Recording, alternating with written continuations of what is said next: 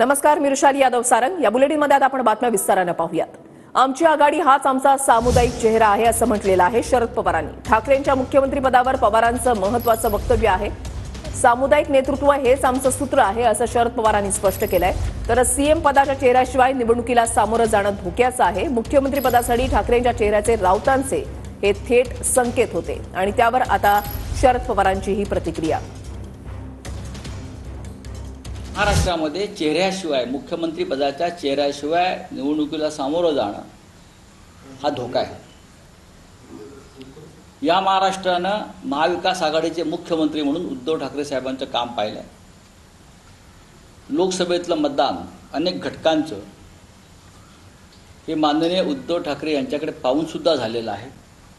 अर्थात तिघांची ताकद एकत्र होती, पण बिन चेहऱ्यांचं महाविकास आघाडी किंवा बिन चेहऱ्याचं सरकार हे अजिबात चालणार नाही। आमची आघाडी हाच आमचा सामुदायिक चेहरा।